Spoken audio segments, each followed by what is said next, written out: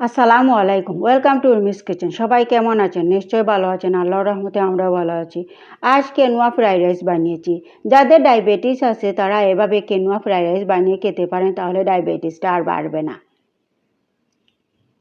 এই কেনুয়া রাইস দিয়ে আমি ফ্রাইড রাইস বানাবো।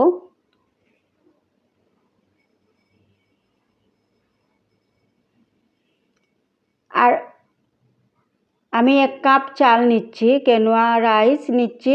1 কাপ চালের মধ্যে 2 কাপ পানি দিব, সেজন্য আমি মেপে নিচ্ছি চালটা।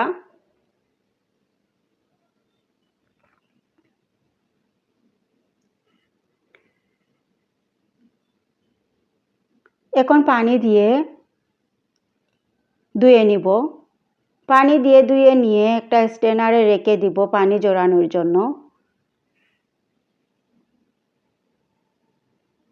পানি দিয়ে ধুয়ে নিচ্ছি। এখানে নিয়েছি ফ্রোজেন সবজি। এখানে নিয়েছি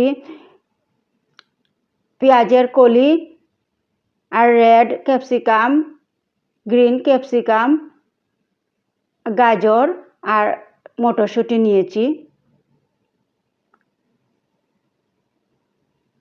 এখানে ফ্রাই প্যান বসিয়ে দিয়েছি চুলায়, আর ফ্রাই প্যান গরম হয়ে গিয়েছে, আর দিয়েছি সরিষার তেল। আর দুইটা ডিমটাকে আমি ফেটিয়ে নিয়েছি। এখন ঝুরির মতো করে ভেজে নিব ফ্রাইড রাইস বানানোর জন্য।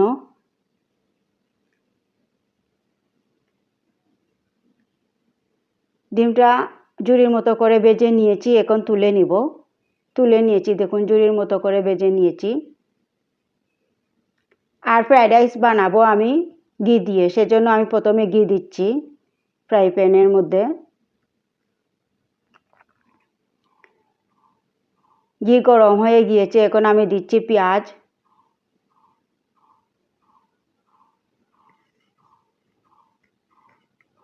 আর দিচ্ছি স্বাদ অনুযায়ী লবণ। এখানে দারচিনি, এলাচ আর তেজপাতা দিয়েছি।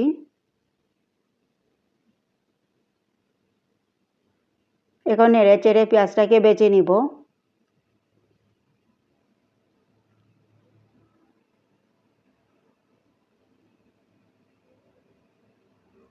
এখন দিয়েছি কাঁচামরিচ, আস্ত কাঁচামরিচ, আর দিয়ে দিচ্ছি এখানে সবজিগুলা দিয়ে দিচ্ছি। পেঁয়াজটা ভাজা হয়ে গিয়েছে, সবজি দিয়ে ভালো করে নেড়ে চেড়ে সবজিগুলাকে ভেজে নিব কিছুক্ষণ। আর এখন দিচ্ছি একটু পাঁচফোড়ন, দিয়ে নেড়ে চেড়ে সবজিগুলা ভেজে নিচ্ছি।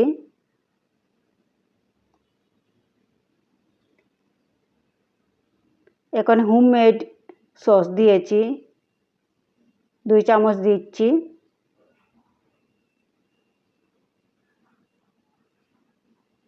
এখন নেড়ে চেড়ে ভালো করে ভেজে নিচ্ছি সবজিগুলা।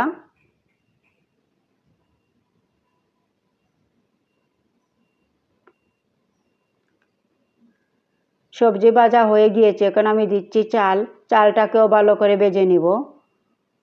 এখন নেড়ে চেড়ে চালটাকে ভেজে নিচ্ছি, কেনুয়া রাইসকে।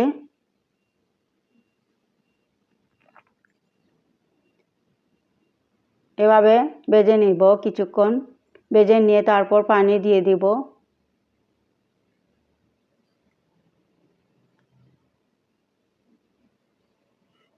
এখন ভাজা হয়ে গিয়েছে, এখানে আমি দিচ্ছি 2 কাপ পানি দিচ্ছি।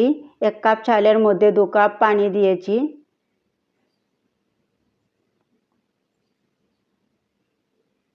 এখন ঢাকনা লাগিয়ে কিছুক্ষণ রান্না করব।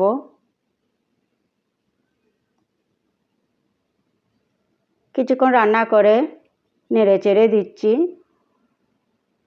এখন ঢাকনা লাগিয়ে আরও কিছুক্ষণ রান্না করব। কিছুক্ষণ রান্না করে দেখুন আস্তে আস্তে পানিটা শুকিয়ে যাচ্ছে।